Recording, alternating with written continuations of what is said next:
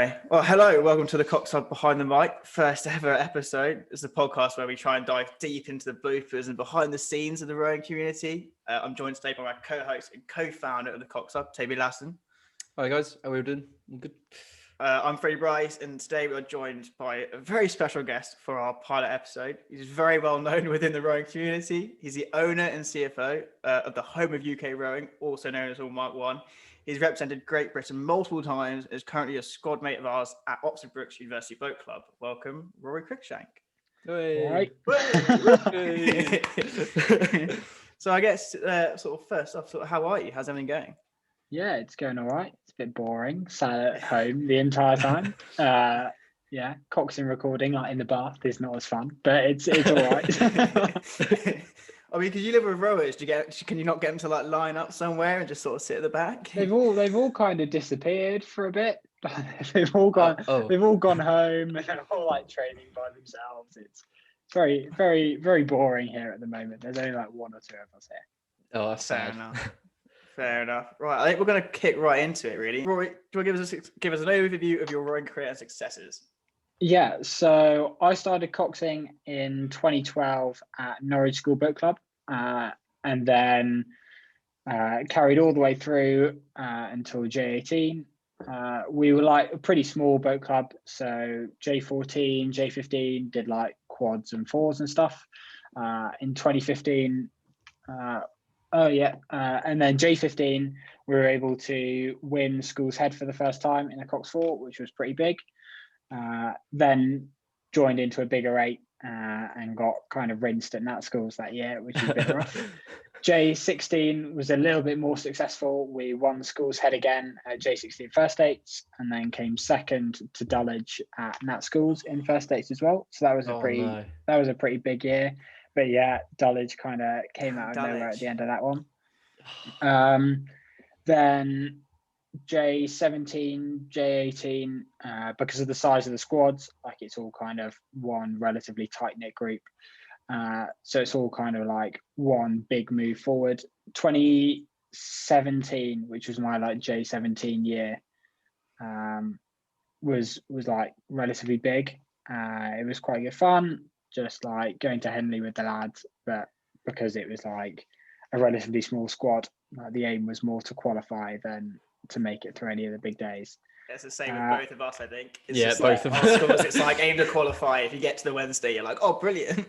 Yeah, exactly. Then J18 year, very similar thing, like just aim to qualify, but it was the year when there weren't a huge amount of entries for the PE, so qualification was not absolutely humongous. Finished at Norwich and then took a gap year. Then took a gap year, coached J15s and the seniors for a year, which was pretty cool fun.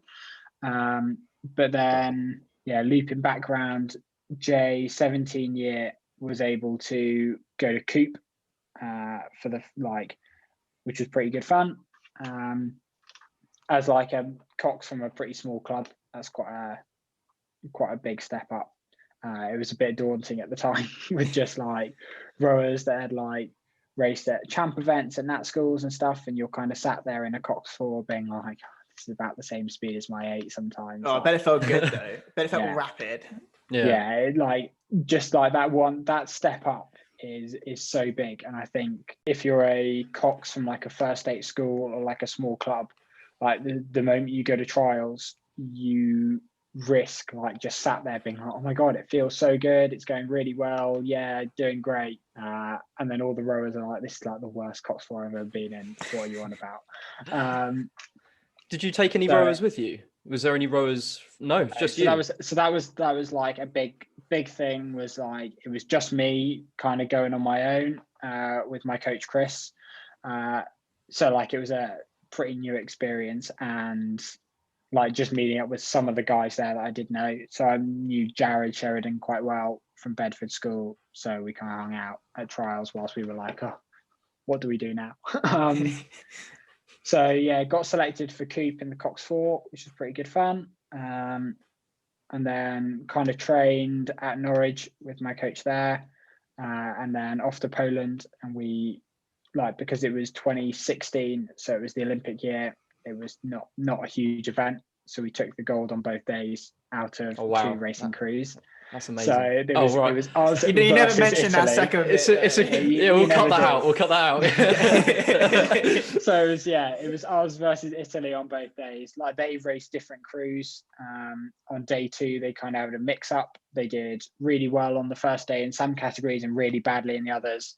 And they kind of just mixed up their crews to try and get a few more medals on day 2. But we beat them again on day 2. We just had an aim to like go out and beat them by a little bit earlier, like write them off by the 300 mark instead of the 500 mark or whatever.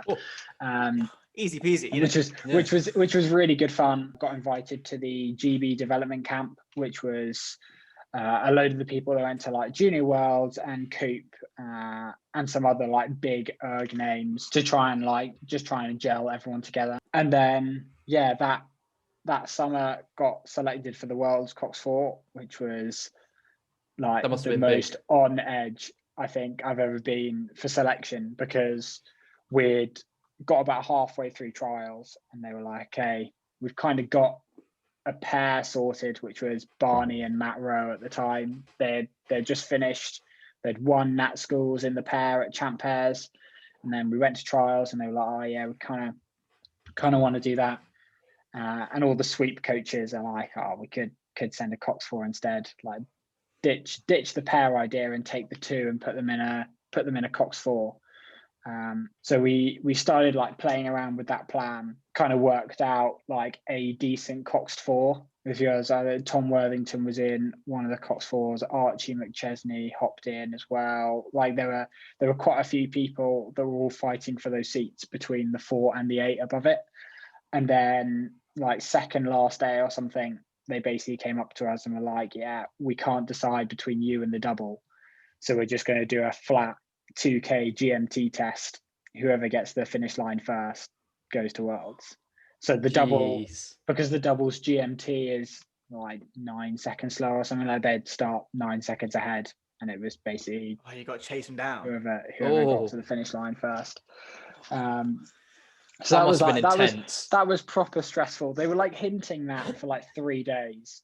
And we were like, oh, right, we've done it on this day. And then the day after, they'd be like, oh, we'll do like some 1500s. And on the second last day, they were like, okay, we're just going to do a 2K because this is. Why couldn't they send both? I think they'd already like booked all of the hotel rooms, travel, all that type of stuff. So it was like a double and a pair, all one Cox 4. So luckily we were able to pull it off. Went to Lithuania. The boat got changed around quite a lot during training, and then went and raced. It was a pretty rough course because it's pretty similar to like Wimblewall in the sense that it's just like a massive open lake. So crosswinds and stuff is a total nightmare. So we ended up like not doing too well. We came like second in the B final, which was all right, but it's not where we wanted to be at all. But it was like you went there, got the vest, came home, did all right. That was kind of like. And you're in quite a nice boat. I did a bit of stalking on your Instagram before the podcast, just to check on what was going on, and I spotted a nice little USP 4. Yeah, so James Loveday, who was our coach, like the day before, got in contact with Hudson and got us a Hudson SP with carbon riggers. So it was pretty damn light. We were like right on the FISA weight in that boat, which was pretty cool. Because like the boats had to go out a few, maybe 5 or 6 days before we left. We were training in an Eaton boat that they lent us, which was the same hull shape but with the aluminium riggers, and we were finding it like a lot easier to sit because it was heavier, so it sat slightly lower in the water. And just like getting on the flight on the way to Lithuania being like, should we have bought the aluminium riggers? Like maybe the weight will help us. But it was all right. Like by the time we were getting towards like the semi-final and the finals, like the boat was moving quite well. But it was definitely like it was a very slow growth, and then it got quite good at the end. There were definitely some worries in the middle where we were like, oh, are we doing enough? But I think that's what happens with every crew. Like there's always a bit where you're just really worried about how fast you're going and whether it's going to be enough or not. What was like the transition like from like Norwich to then representing your country? Yeah, To, it was. like It was it a must have big been a one. lot of Yeah. pressure. It was a big one. I was really lucky that the guys that I rode with in Norwich were like really honest and would just be like, that was the worst session I think you've ever done. Sometimes you need that. It doesn't help when you're like a J15 and J16, but as soon as like the rowers are J17, J18, like they know what they want out of a boat and they know what they want from the cox as well. And that definitely really helped. And I had two coaches, Chris and Doug, that were able to like properly nail down what I'm meant to be doing. Like I'd make a decision and then you just hear from the coaching launch being like, what the fuck are you doing? And you're like, right, we'll try that one again. That didn't go well. Sorry. Like, So what were that your thoughts on the start line? Like, surely that start line must have just been like a nightmare because I'm nervous enough anyway. Yeah, it was. I guess I was quite lucky that like it was just in a bow loader. So I was sat like pointing at the course being like, right, my only aim is like to keep it straight off the start. And like Barney was sat behind me, like doing all the tapping and making sure we were still connected and all that type of stuff. So that was like, it made it a lot easier. I think if it was innate, you find it a little bit more stressful because you've got a little bit more to do. Cox fours move around easier. Like if the bow seat taps on it, it swings around a little bit easier. There's a lot less to do. The step up through, I think the biggest step was probably from Coop to Worlds, like that big step there. At Coop, it's very much like a development side, and you're like, all right, like we're here representing our country. Let's like do the best we can. And then at Worlds, you're like, oh, we've got a bit of pressure on us now. Like the aim is to make the A final, and we've got to really press on. I think that pressure is probably the biggest one. Luckily, during my J18 year, I did that dev camp in Spain, where I met quite a lot of the guys, and then I also came down to Brooks for a few sessions. So just trying to like step up the quality of the rowing that I'm like being in meant that when you get into like a fast boat at trials where they're like, all right, we're going to do a GMT test with the men's 8 and Rory's going to hop in, you're not sat there freaking out for the entire thing about how fast you're going. Like you've kind of been there and done it before. Yeah. It's definitely a lot like easier if you're from a bigger school with faster crews, because you hop in the boat and there's literally no difference. But definitely coming from a first 8 school where we had 8 or 9 athletes to pick from, where you're the only choice you have is which bow seat you're going to put in the boat, because every other seat is basically decided already. Exactly the same for our school. Yeah, exactly the same. Exactly the same for us, GMT but our test. coach seemed to love seat racing still. Like, we only had like 10 athletes, but we would go to the camp and do like 10, 12, 14 seat races and come out of it, and the 8 would just stay the same. And you'd be like, yeah. Like, what? How is this happening? I just wanted to confirm it. I just wanted to confirm it, obviously. Yeah, it tends to be like that. There's like, I think seat racing definitely it was weird. Seat racing got much less popular as I went through. I kind of saw like the major decline of how much they use seat racing and how much more they start using small boats. Like in my J17 year at Coop, we'd be doing like 8 to 9 seat races a session, and it'd just be pouring with rain, and we'd finish a 1500. We'd all get out the boat and stand like in the little like the huts at the end of the Nottingham Lake, waiting for the coach to be like, all right, next one. And we'd like go take the blades out, empty the boat of all the water, hop back in, go and do it again. And the coach is just coming up to like all the coxes halfway through being like, oh, how, like, do you want to get some dry kit on? And we're like, it's just going to get soaked again. Yeah, I bet. Like 3 days of constant rain. I'm like, all right, yeah, we're really pushing it now. And then second year it was a lot more like, all right, we've done April trials, we've looked at the pairs results, like we've got some results from springs. Maybe it was because it was the world's level instead of the Coop level. They had a lot more information on them already. Lots of them were returning athletes, but it was much more, let's see which boat does well. Let's chop one athlete in, one athlete out, rather than race after race after race after race, just getting results. To Norwich real quick, but I spotted something on your Instagram. It was like a video of you guys in, I think it's in a ferry or something, like balancing an 8 halfway off a rack or something. Like, what's the story behind that? Because why? Just Yeah. So that was a big trip to Bruges that we did. We wanted to get some really long distance racing done before we did like School's Head and stuff. And Bruges in Belgium is somewhere that you can race 3 times a day over, I think it was like 4 or 5K on a canal or something. It's like, it's mental. And the big part is that you can race multiple times in the same day. There's just like race after race. So we went with the 8. We took a coxed quad, because in Belgium they don't really do coxless quads. They didn't do J18 coxless quads. Coxless 4 and a load of pairs.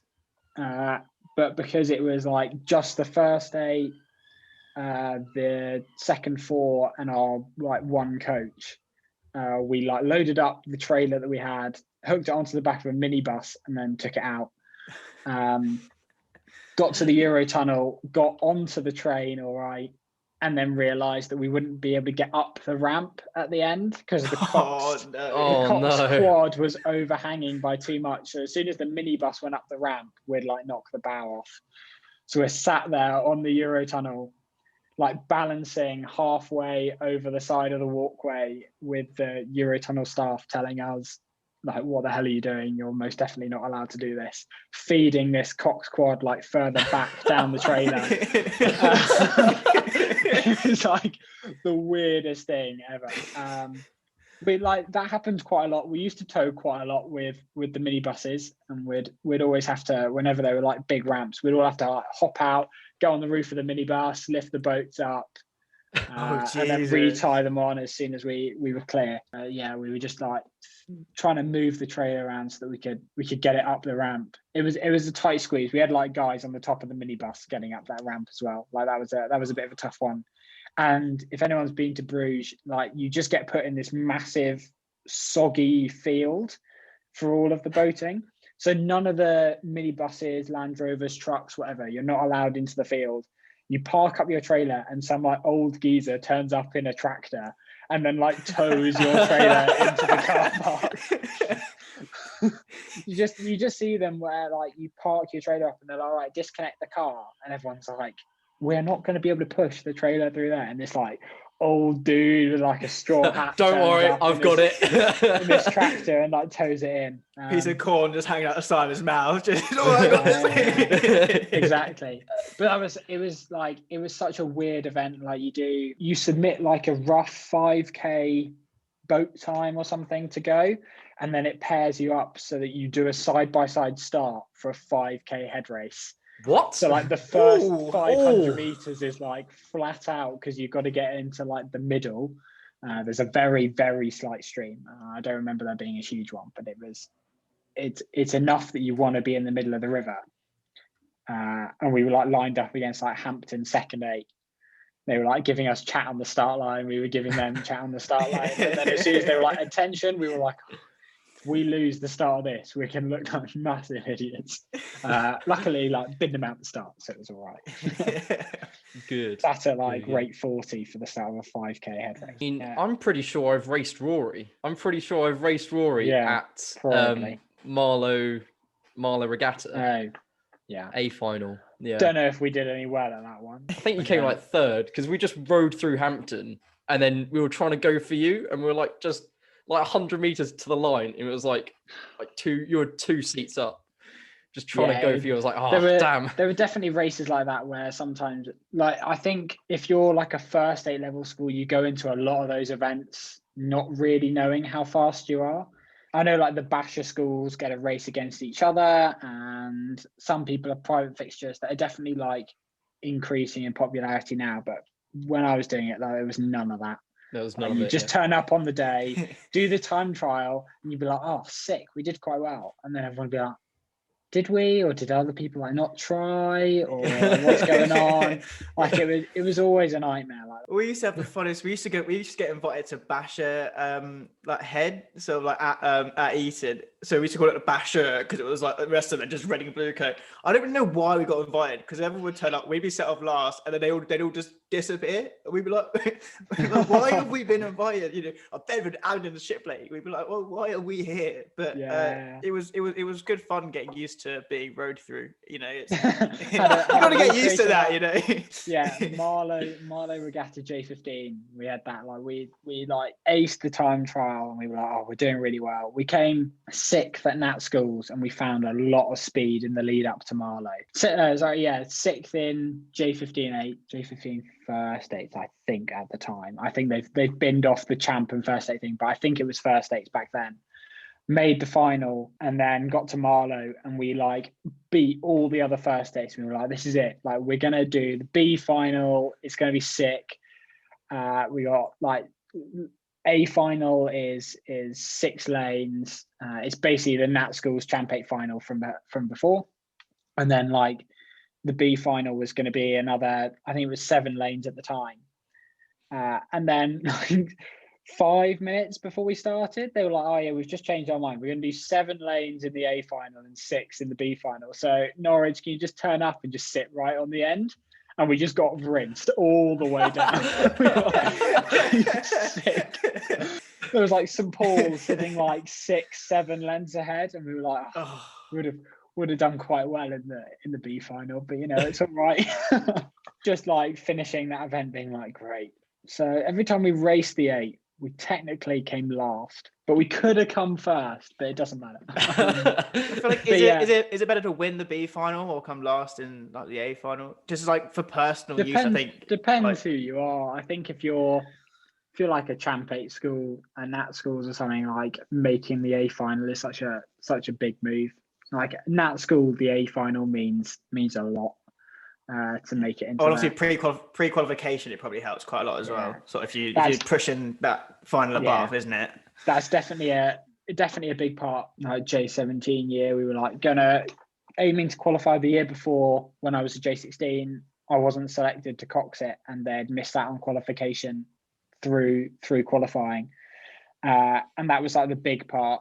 I was J17. There were a lot of J18s in the boat that had missed out before, and there was a lot of people like, "Oh, we really want to qualify." And then did the 8, did all right, came 4th in the first 8s, and then did Coxed 4s the day after, and we just screwed the time trial so badly. Ended up in like the C final or something, and just being sat next to the trailer with our coach being like, "We were going to pre-qualify after yesterday, but now all of you have just completely screwed it." And we're like, "Oh." sorry. We're just voting for the final, and our coach was just like, "If you don't win this by an absolute ton, we're just not going to qualify for Henley." And we were like, "Oh, okay, we'll try our best." Well, I had a bit of stress on some junior rowers. Weird to like. I remember just like sitting on the start line, and the captain that year, Seb, was just like, "We've got to be clear by like 300, 400 in, otherwise like we're not making it." And like 250 in, we were like moving away, and it was all right. But it was just one of those things where you cross the finish line and then you look at the times and you're like, "Oh, we would have come like 2nd in the B final." Oh, but no. That happens quite a lot. It kind of, like every rower does that after a race. Like you just It's definitely a time where you go like, "That's to the K mark, and then we're going to blow." That's just like the biggest shame, I think, with like them scrapping like first dates and bringing all this time trial stuff in. Like I remember my first couple of Nat schools, it was just so much fun doing like quarterfinals, semi-finals, finals. I get it. It was a lot of racing to do and stuff, but it was just so much fun because like if you got knocked out, you got knocked out, and it was just kind of, it was like, well, but you know, it was, I feel the time trials are so easy to mess up, especially like, and even at Dorney, because you got the crosswinds. Like if you get put in like the wrong, like the lane across, you're like, well, I've already lost a couple of seconds because you bloody win. Yeah. So it's just a bit of a Time trials nightmare, tend to really. be like it's like a perfectly flat lake, and then you boat, and then the time trial it just all like kicks up, and Yeah. you can't see any of the boys on the way down at all. It's just gone. And you don't, yeah, you don't have any other crews to work off. You're not like, oh, I'm halfway between this one and this one, so I'm like nowhere near the boys. But like you're going down a time trial lane, and you're like straight line, straight line, straight line, and then like you just see a boy pass you on your left hand side. You're like, oh, definitely not. You just pass under the ring, and you're like, oh, where'd that come from? Yeah.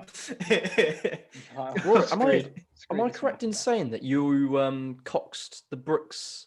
Was it like 7th, 8 at Bucks? Eighth, 8th. Brit Champs Brit champs. 2017. Oh, like yeah, it was. They'd borrowed a boat from Wallingford, and it was just like quite a few guys in there that were still around when I joined. Like Piran was still there, Grimmy was still there. Raced the 8th at Brit Champs, which was just insane. Just being You like, you were still at Norwich. I was still then, at weren't Norwich. I was at J18. But the big part in the lead up that I'd done quite well at Coop, but to get up to Worlds, I had to prove that I'd be all right with like even faster boats rather than what was available from the Norwich crew. We were moving quite well, but it wasn't enough for them to be like, oh yeah, he really knows what he's doing in a faster crew. So just trying to get some more experience out of that, which like, yeah, massively recommend. Like just So hopping you approached Brooks. No, so I got a message from Brooks after doing Coop asking me to come down for a session if I wanted to give it a go. And I was like, yeah, sure thing. What about this day? And they were like, yeah, you can do that day. The only thing is we're going to Nottingham the day after. So if you want to like do the first day, you could also race on the second day if you want. And I was like, Wow. yeah, sounds good. So went to Nottingham, raced at Brit Champs, which was all right. Like we did pretty well for an 8th day. I think we were racing like Imperial C and ULC, ULB, something like that at the time. I was going to do it again the year after, whilst I was on my gap year. I got promoted to the 6th 8 the year after, which was really cool. Oh, great. Yeah, that was like they just cancelled the race like the day before. Yeah. I'm not really sure why. I think it was the weather or something. Yeah, I remember 2018 because I got invited down because my head coach knew Henry really well. So I got invited down for a session because I was like, I want to go to Brooks. I don't want to go anywhere else. I want to go to Brooks. So they were like, oh, brilliant. You need to turn up. And I remember turning up and I like the night before I went bigging up to all my mates. I'm like, I'm about to go out in some like mad M packer. This is going to be brilliant. Turn up. No, you take the junior men's 8 instead. I was like, yes. And I had King as in a stroke seat or something. So I basically just followed whatever he said, but I remember just stressing the whole time. Yeah. But got home and I was like, oh, I was in Empacker, best time of my life. And like, it was decent, but like shouldn't have really bigged it up that much. Yeah. It's like the standard go-to. You turn up for a session and either you're like, oh right, today when not many people are here, and you get subbed into like a really solid boat. I remember when Connor Sheridan rocked up for his trial session. I think I was down at a similar time. He got subbed into some really, really nice boat, and it was like, oh, it's having a fun time in that one. That's definitely a confirmed place at Brooks. Yeah, there's always somewhere like you get put in a good boat, and you're like, oh, this is it. This will be a really fun session. Yeah. Which whether you like then choose not to come or not, like you've been able to spend like 2 or 3 hours in like one of the quickest boats in the UK, if not like Europe and the world. Like it's pretty cool to be like, oh yeah, you know, I went X speed really fast. Yeah. So we're going to now talk about All Mark 1, obviously. Okay. Yeah. Right. All Mark 1 started it in 2015, so that's quite a long time back. That was like summer of J15. Like I think it was very different back then. There were only like 5 or 6 of us that were like J15 rowers that were like following people on like Twitter and Instagram and stuff, like just like keeping an eye on what's going on. And we found out that after about 3 months of that, we knew each other quite well, but also we kind of understood the rowing scene quite well as well. It was well before like all the Instagram pages like updating everyone what they're doing now. Like that just didn't exist at the time. And that was like a big part. So it was me, Rich, and a guy from Eton called Alex Kinzer, who's now off at a university in America. And we all like had like a bit of a passion for photography, and we were like, oh, you know, we'll just like take all our photos and chuck them on Instagram, and it might be all right. We might get like 1,000 followers or something. Started like standard thing, like messaging all of our mates, being like, oh, you need to like put up a post promoting our account and stuff like that. And any friend that had like over 800 followers, that was like the aim. We were like, right, they're going to post something about us, whether they like row or not. They're going to post like a random rowing photo and be like, oh, you should follow all my one. We had some cool photos. We were like, oh, we could do something. So you weren't selling photos by this point? We were nowhere near that. We were a load of 15-year-olds that were completely broke. Like it was standard thing where like your bank account just had like £5 in it. So having a website that costs you 35 quid a month is just not an option at that point. And you're like, you're posting stuff on Instagram, and then you're like just sending them to like the schools and clubs and stuff. It was very niche at the start. It was like, we were Bedford Modern, Eton, and Norwich, and that was it. We didn't really post anything else because those were the only clubs that we'd ever go and see. Yeah. And then it slowly expanded. We like Rich took some photos at Bedford Regatta, and then we like put them up, and people would be like, "Oh, can I have one?" And we just like start distributing them for free. Then we'd like slowly start to piece together like the world's worst website, where we'd like take a subscription from someone paying X amount per month, and then we'd just give them every photo that we'd ever taken and being like, yeah, you could just take a pic, whatever you want. Like looking at it now, we were able to pull that off because no one really knew who each other were. But if you did it now, everyone would just like download everything and upload it somewhere else. And be like, oh, if you want any photos, like just look at it, look here. But that was kind of the start of it. Started like slowly selling photos, growing the team, just started covering more events, Nat schools, Henley for the first time. We took like a load of photos, we hopped on random launches, like we were the only people that were interested in anything to do with junior rowing at all, photography wise. It was us and Junior Rowing News there, and it was just us two.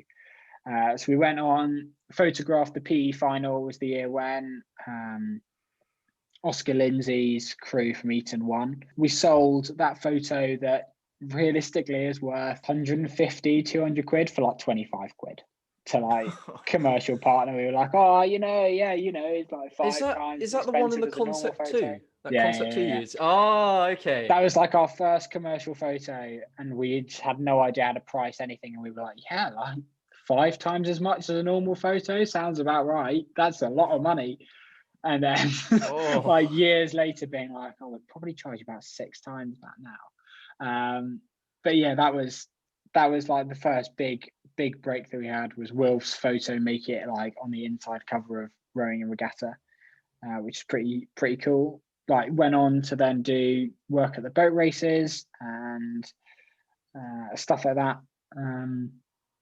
Like just trying to like build the brand name really, not to like earn an absolute load of money. It was more like we just did it for fun. You can kind of tell that by the way that it's adjusted over the last few years. When we started, it was very much J15, J16 based, and now it's very much J18, gap year, university student, like 2 or 3 years out of uni. Like we're very much in that category now, because like that's just the way that like the team has moved. Like the last 2 years has basically been like a full stop on everything. So everything's just like a bit on hold. I mean, do you ever think it would get this big? Like, I mean, 9,062 followers of this morning. Like we're very much lacking rowers joining the sport at the moment, but there are always like university students that are leaving and then will stop rowing, or athletes that have left rowing and taken up cycling over lockdown and been like, actually, this is more my style. So that's definitely like a significant hit. Like I think the rowing community in general has just got a bit smaller over the last year. But yeah, no, I didn't really think it would ever get this big. Yeah, like when we started looking at like rowing photography and rowing celebration, account and stuff like that. Like they're double the size of what we are now, but I think we try and focus on other metrics rather than just like overall followers. But I think we're doing all right. It's definitely not somewhere that I thought we would be 5 years ago, but it's all right. You've got like, this sponsorship coming now. Do you want to talk about that? Because I don't really know what that's about. I know you're sponsoring clubs, but what does that sort of entail, I guess? Yeah, this year we kind of decided that with less photos going on, we've realised that the amount of money that comes into rowing is pretty low. Quite a lot of the money is just shared from within. Like schools get a lot of money from within the school. University boat clubs get a lot of money from student unions and universities. Clubs tend to make quite a lot of money from their own members rather than anything like that. A lot of money comes in from within the sport.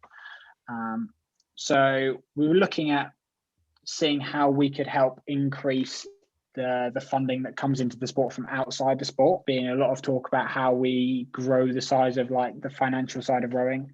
But the big part is to get basically external sponsors in. So we thought that we'd kickstart it by showing sponsors a little bit more of like what they get out of rowing teams.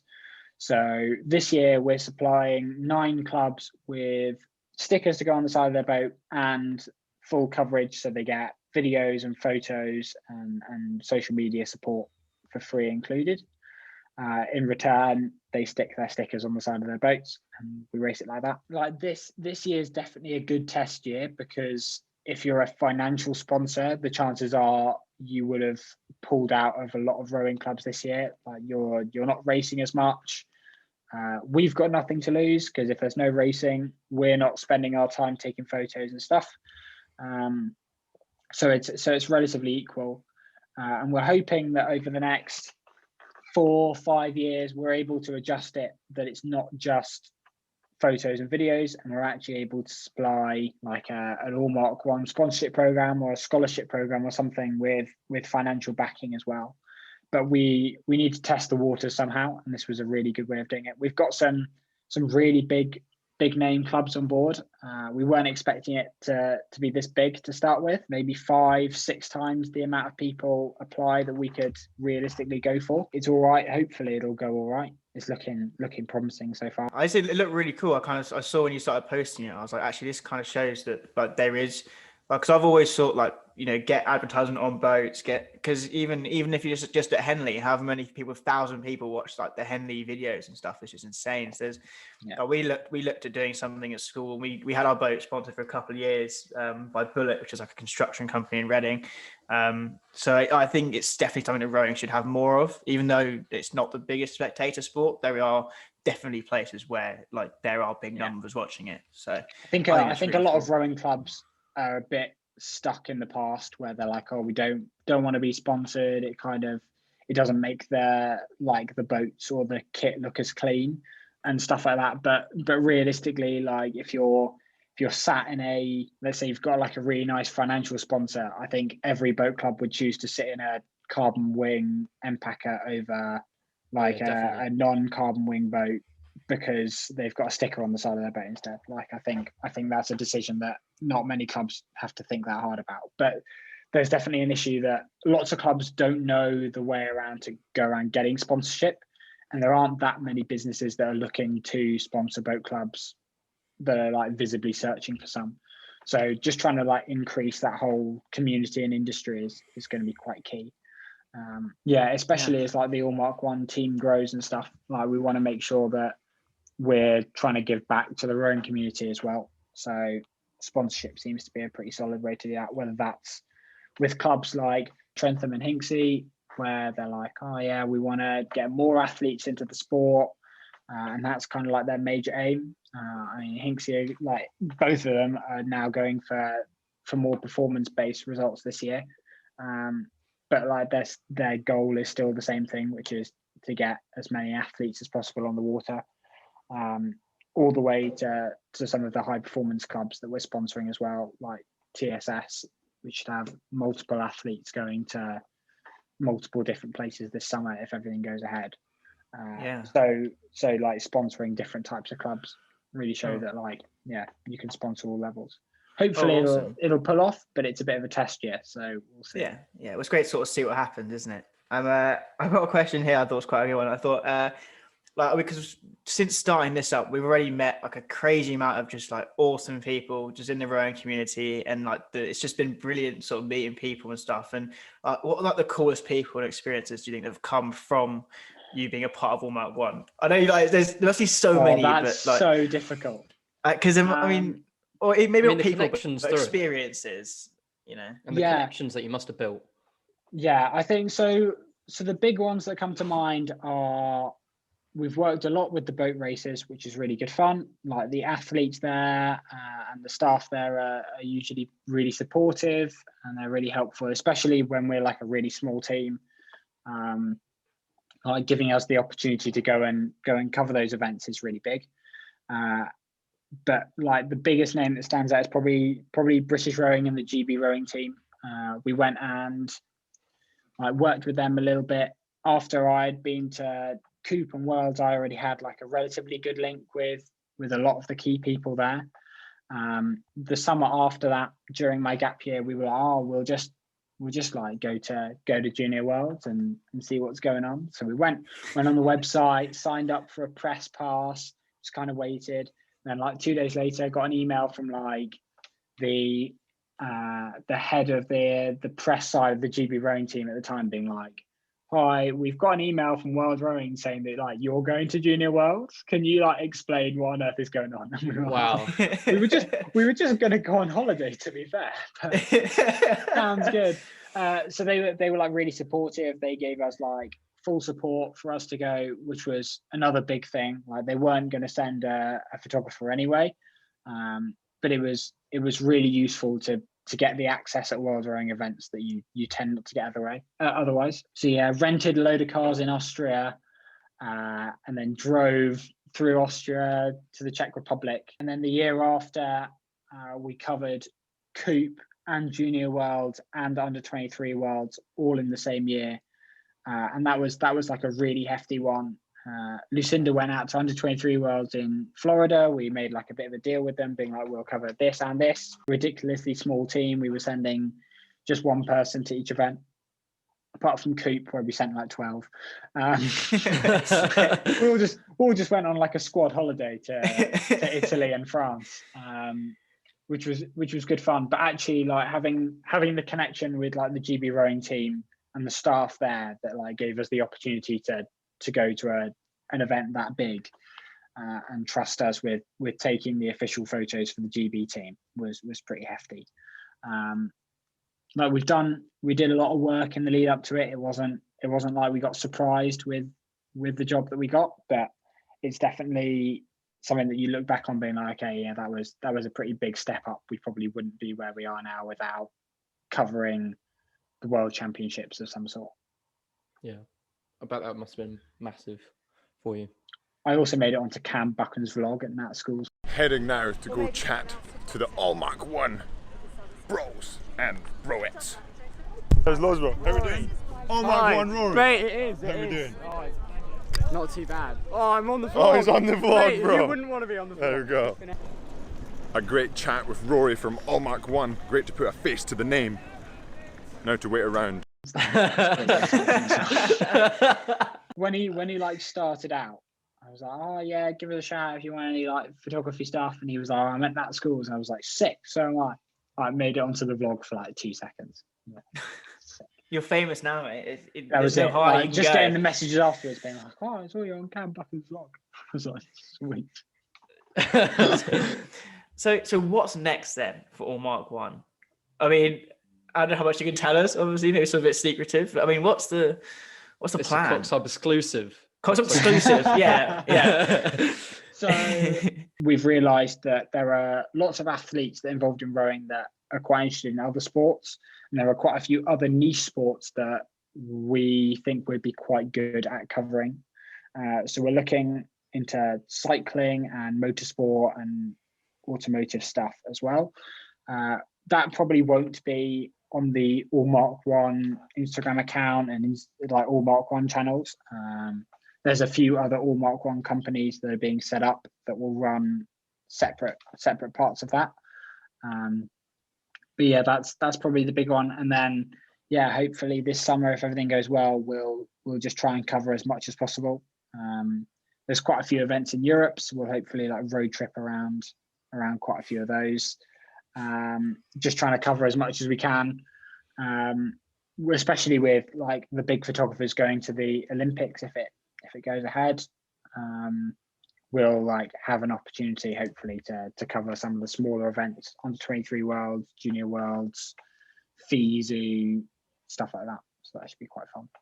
I mean, you've covered stuff for like WinTech and Windsor Boys and All Sport, haven't you? For filming. There's a lot of we've done a lot of commercial stuff in the past that is definitely the route that the company has to go down to continue growing.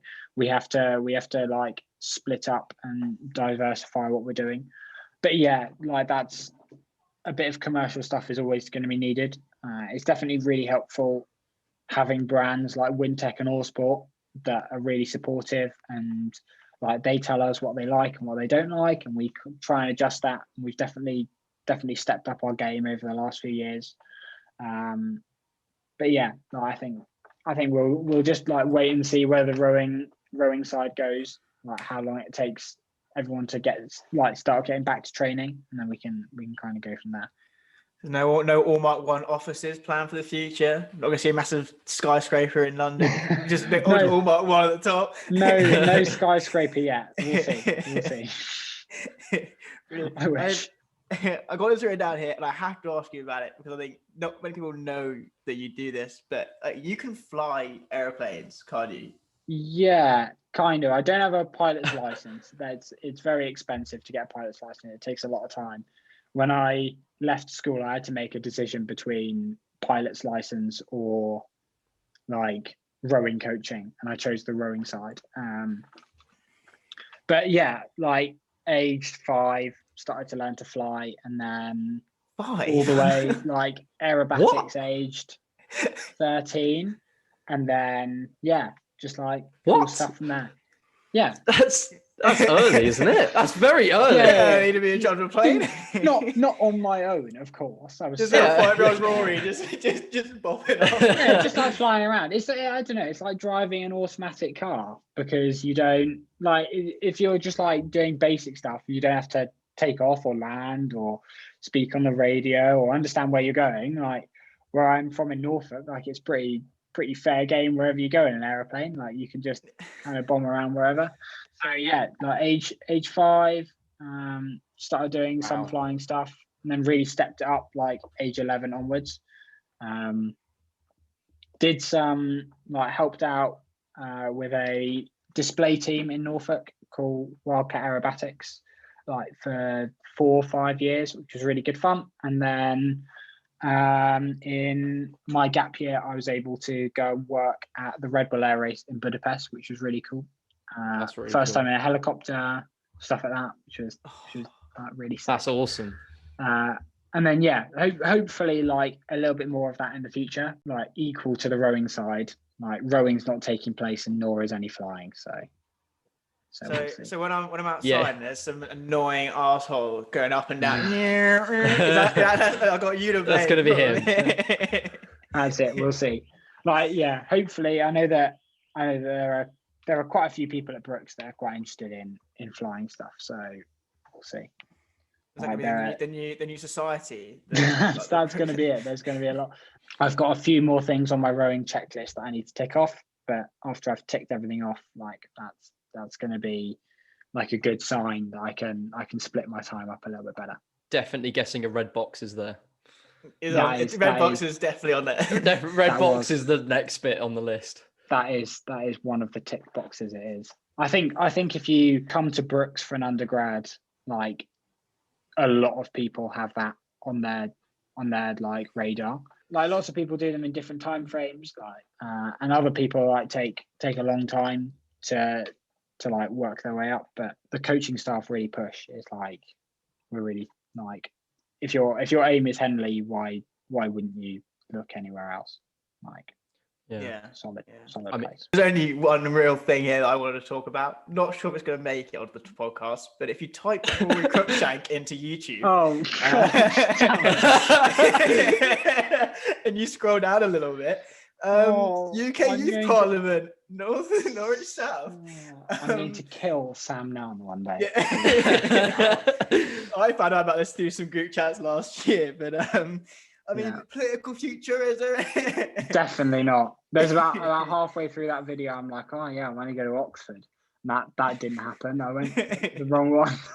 I mean, you I go to Oxford. Oxford, Brooks. Yeah, exactly. Looks really good on the CV, but I think that's where that ends. Here we I go. don't get it. Fred's I going to don't pull know. out some coxing questions now, which. Oh no, this Or isn't a coxing Fred's going to be like, podcast. no, coxing podcast without any Coxing coxing podcast? questions. No, Yeah, no. no, God no. I mean, I was going to mention again. Not sure this will make it or not. It's up to you, really. But your first year at Brooks, I heard you made quite a few sessions in the first day, and I think one of them, the microphone might not have worked. Is an adequate way to describe it. There were lots of sessions like that. Definitely. Yeah, I had like a really solid chance in my first year to sub in to some really quick boats. Sat in what turned out to be the ladies 8 that went on to win for quite a while, which was good fun. But yeah, like guys get bored in those type of boats and they try and mix it up a bit. And there were definitely sessions where like we'd push off and then like the cox box wouldn't be working. I'd be like, I know what's going on. Look down and Swarbrick's like unplugging the wiring down the boat. And you're like, oh, here we go. This will be a really fun session coming up. But like that's kind of what happens. Why can't I not see telemetry for the whole? Yeah, exactly. But yeah, that's like it's kind of something that's going to happen when you're like a relatively newbie cox with like a solid set of rowers, because you're going to get halfway through the session they're like, oh, I think I know more about this rowing thing than the cox does. So if I just make them really quiet, it'll probably go better than if they were talking. And that's like a big learning curve when you're like, all right, yeah, I'm pretty decent, and then you're like, oh, I'm actually awful. you just start again. That was really fun. Like it's definitely. Oh, Toby, hello. His dad said hello. Jim's come and say hello. Yeah, classic. Can we get Jim? Yeah, but I think that's definitely one thing that if you're like a newbie cox and you're like joining a new club, or let's say you're a J16 cox and you're moving into like J17, J18, where you've got like a different year group, like that step has definitely got to happen where you're like, all right, yeah, I'm pretty much aced with this now. I know my way around everything. And you step into a boat that's above the current level and you're like, oh, they don't like me, or these guys are dicks. Like they've got no idea what I'm on about. They don't understand me. Like that step back to be like, you know what, actually, I'm here to make them go faster, not to annoy them and to not want me in the boat. Like that step of, yeah, I want to like make this boat go really quick. I should probably listen to what they're saying. Whether it's you say something and Glover halfway down the boat tells you to shut up because he doesn't care, or whether you finish a piece and you think that you've spoken like half as much as you probably should have, and the boat's like, actually, that was pretty damn decent. Like, do that again. Like, listening to that type of feedback is really key, because definitely been there, been told to shut up many times, and like listening to the feedback and learning from it is really key. Because at the end of the day, like the rowers are the ones that are going to be pulling you down the course. You don't want to be annoying them or doing something that they don't like, because it's not going to make them go any faster. Yeah, exactly. Awesome. That being said, there's definitely been bits where like you're sat there as a cox and you're having like a bit of a team meeting, and one of the rowers is like, I don't like how we're doing the start sequence. I don't like the words that you're saying. And you're like, okay, sick. Any other ideas? And they're like, nope.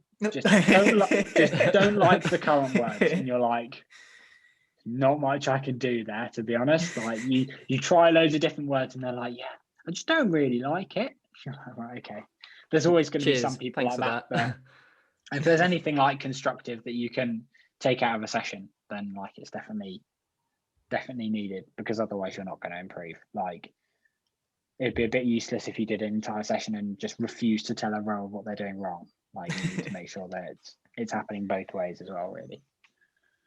Yeah. Awesome.